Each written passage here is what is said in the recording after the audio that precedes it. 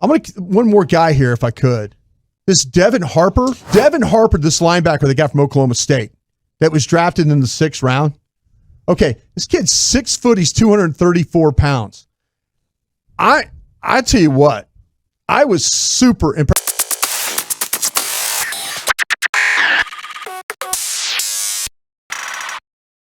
That is something you always want to hear from a former scout, is when somebody was super impressed. So we go jump right into the film on Devin Harper, but also make sure you stay to the end, because I'm going to give some predictions on what I think is going to happen with Devin that some people might see coming, some people don't.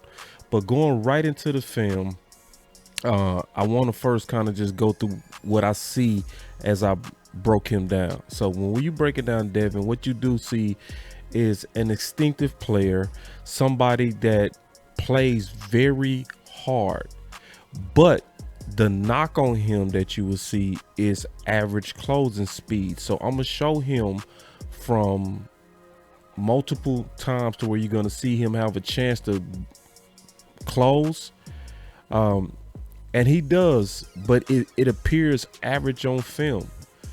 Now he's fast, and we go getting through all the details of him.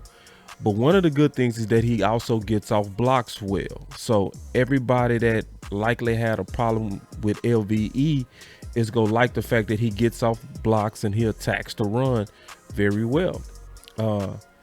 Now this is a play to where I felt like he should have blew up everything, because they had a read option.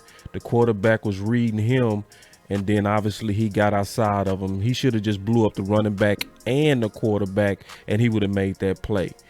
But you see him snuff out this read option. So I'm going to pause this real quick after we watch it, and we go listen to Bryan Broaddus talk about his ability to read and snuff out plays. Devin Harper, this linebacker they got from Oklahoma State that was drafted in the 6th round. Okay, this kid's 6 foot, he's 234 pounds. I tell you what, I was super impressed. I was just looking for movement. I'm looking for read, react, get downhill, try and make a play. This kid's got a little of that to him, just watching him move. Just watch when you see the ball snapped and the ball's going to the outside, or they tried to run the waggle with the flow go one way and then the ball come back the other. Sure. Nah, this kid wasn't fooled on that. He found it, turned over, looked over his left shoulder, found the guy crossing, and was with the tight end coming across. So the movement, the understanding. I mean, I didn't know a whole hell of a lot about this kid. Watching him in Oklahoma, so I'm like, it looks like a good player. I didn't know, a 6th round pick, maybe some traits. This guy's got I think he's got some vision. I think he's got a lot of awareness, because early, he didn't look like he was fooled at all. And then the ball, like I said, going to the outside, he was able to fill. I was watching him in the drills and stuff, because I always worry. Yeah, I'm going to come back to that, talking about him in drills. But going back to that play I was talking about, where I was saying he snuffs stuff out. So he snuffs out a read option. He's not fooled by it, because it shows you he's a film guy. People that don't get fooled are students. That's what he is. So that makes me feel good about his IQ. He also was performed very well in his academics. But again, I'm gonna show you some more tape to where you can see his closing speed doesn't appear to be great on film. Even though he closes, I would want to see it just slightly faster. And this is another example of him getting off blocks and making a play on the run. Something we didn't see through LVE a lot. He get off the block and he makes the tackle. And that's what you want to see. So now, one knock that I have on him is I see average to low explosion. And I'm going to stay with this presentation because I don't know why, and I got some theories on why. But like when you see him hit pals, you don't see the pals explode. So I'm gonna give you an example. I'm gonna show you Malcolm Rodriguez. This is a play where you can see Malcolm Rodriguez, which was one of my favorite guys coming out. Watch the pal when he hit it. Boom! You see it explode. You don't really see that when you're watching Devin Harper. And it's kind of weird. And I'm gonna go back to this film because when you compare the two, Devin Harper measurables are just as good. He's 234 pounds. He's heavier. His pro day times was between a 4.4 and a 4.5, so he's a freak. He also has the explosive vertical, which should translate into tackling. His production was fantastic. A lot of tackles for loss. We go through why when we watch him blitz. He had more sacks than Malcolm Rodriguez, but Malcolm Rodriguez had more overall tackles and more solo tackles, less sacks. But their measurables, you would look back by the measurables, you would say Devin is just as big or bigger with more explosive measurables. So I should see that translating to the film. So going back to his film and just watching him, and I watch him make his tackles, he has fantastic hustle. You see him when he hit people, like that play right there, he should have exploded through that dude. Now, this is another thing Cowboy fans are going to like about him, is he has great hustle. I want you to watch him run this guy down from behind, and it's all because of his hustle. He runs this guy down downfield and slams him on his head. That's what you want to see from your linebacker, and this is another example. So I'm showing you over and over where I don't see that close, that speed of close. So right there, I would want to see him close. I don't see the 4.4 speed, even though he clocked it. You don't really see it. But then here's another example of him getting off blocks well. So I just want to show him and compare him to some of the knocks that we had on LVE. So he's going to get off a block. Well, actually, they wouldn't get off a block. This was more so where I wanted to see more explosion. That was the wrong thing I put down. But that was also a lack of explosion. But you do see that he's a good blitzer. And you can see that's why he has some good sacks. He times it well, which shows that he studied the cadence. You can see in the game that he's a student. You can see how he plays the game. He's very aware of cadence. He doesn't get fooled. He's a good blitzer. That's a lot of time. People like that, they are people that spend a lot of time researching opponents. And he's very timely on the snap. He see what's coming. Good pressure. Causes the quarterback to rush the pass. And you can see another good right here by Devin Harper. Well, that was more so closing speed that I wanted to see.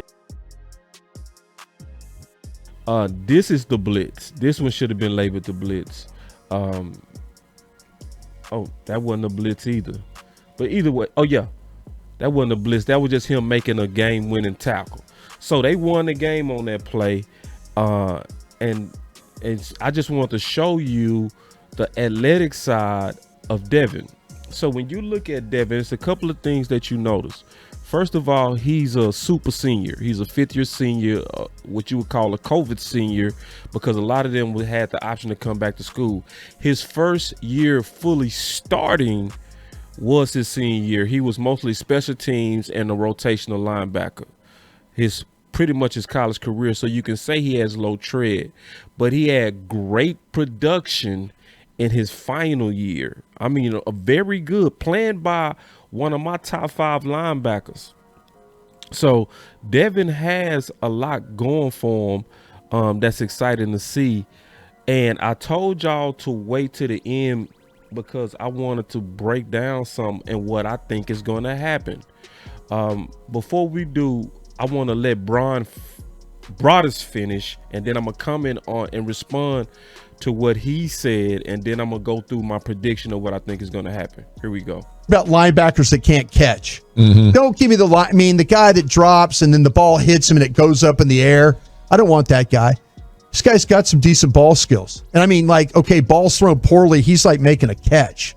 So, and that's in drills. It's not in the team setting or anything like that. Sometimes you can see those drills, those guys fight the ball. I don't think this guy fought the ball. It's interesting you pointed him out. I was wondering if our guy Aaron Hansford would actually outperform him. Good question. They asked about Aaron Hansford. So Now Brian is out there seeing it, and this is his response. As far, I tell you what, though, I watched him a little bit, didn't notice him as much, though, as what I saw. So there you go. Shout out to the fan. Good information about Bryan Broaddus, and this is what I want y'all to do, because this is the big part that I'm getting ready to talk about. Before we get into it, make sure you like, share, and subscribe to this channel, because we breaking down this player, and I'm getting ready to get to the prediction of what I think is going to happen. Okay, and this is the part I really want you to lock into me. I really feel very strongly that we're getting ready to see him play, and I'm gonna say why. I think we go see him play. I think he's gonna have to play. So when you look at the schedule, we went through the schedule before. It's one thing that stands out on this schedule exponentially, so we can clearly see our opponents. And I circled 9 running teams with about 11 different top running backs. So when you look at Aaron Jones, obviously you go see him. Then we're going to see Gibson. Of course, we go see Gibson, right? Twice. And that's a running team. We know Minnesota with Dalvin Cook is a running team. We're also going to see DeAndre Swift. We don't know what they're going to be yet, so I didn't even count him. That's why I said 11. Then Derrick Henry. We know that's a running team. We know that. We also know we go see Joe Mixon. That's a running team. They're going to run the ball. And Jonathan Taylor. And you go see Miles Sanders. So you go see all these guys in one season. 9 of those teams are committed to running the ball. I counted 11 running backs, but 9 teams are committed to running the ball. And with the lack of linebackers that we have, and just look at what we have. We got LVE, right? Who's likely now gonna have to play middle linebacker, and nobody's discussing that. Nobody's discussing that he's gonna have to play against all these different running backs. And it's going to be hard, durable games. You're going to need a durable linebacker. You're going to need that this season, because it's going to be a lot of wear and tear. And it's not just the running backs, the schemes, the guards that they going to be taking on, the pulls they going to be taking on. It's going to be a lot of stuff going at our linebackers. And we know his injury history is not good. Then on top of that, you got Luke Gilford, who is also injury prone, going against all those running backs, 9 running opponents, and all those running schemes. Then you got Jabril Cox, who had a mid-season ACL. Who knows how he's gonna come back? We don't know. Plus, will they have to rush him back? And then we know about Clark, right? Who they go put on a PUP list, but when are we go see him? We not sure.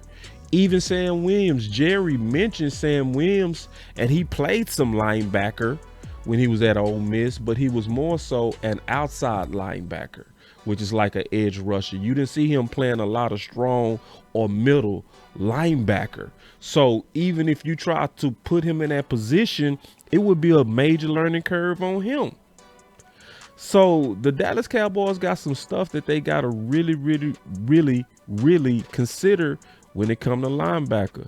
But all in all, that's why I'm telling y'all, and I'm being straight up, I have a feeling Devin Harper is going to play. He going to start likely off on special teams. I'm telling you, I think we going to see him start on special teams, but he's going to likely have to make an emergency transition to playing a lot. That's what I think is going to happen. When you look at the rushing opponents, mixed with the injury history, mixed with the lack of insurance at the linebacker, we going to likely see him early. I would say after week 5, week 6, I think that's when we going to start seeing an appearances of him. But the good news is this. Bryan Broaddus, who we all know has good eyes and a former scout, he definitely speaks the language.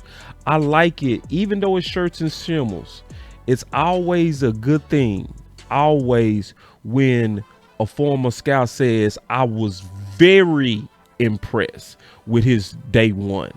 That's what you want to hear, because that also meant when he got his playbook, he went to work. That's what they're saying. He went to work. He wasn't taking no days off. He was really digesting it to where even the first days, as it wasn't new to him, he wasn't being fooled by the Dallas Cowboys scout team and that offense that they was throwing at him.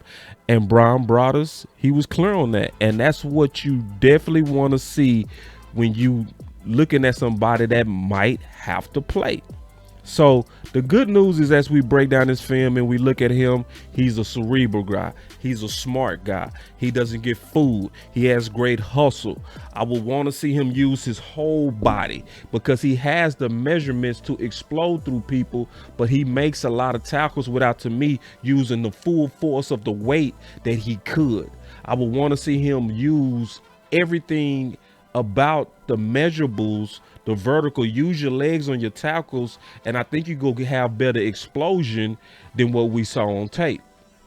And then that closing speed, it's just a mystery. I don't know why it doesn't just show on tape, but it doesn't look that. But when you see Bryan Broaddus say, man, listen, out of everybody I was watching today, that was the guy that stood out. That gave me confidence, because we likely getting ready to need Devin.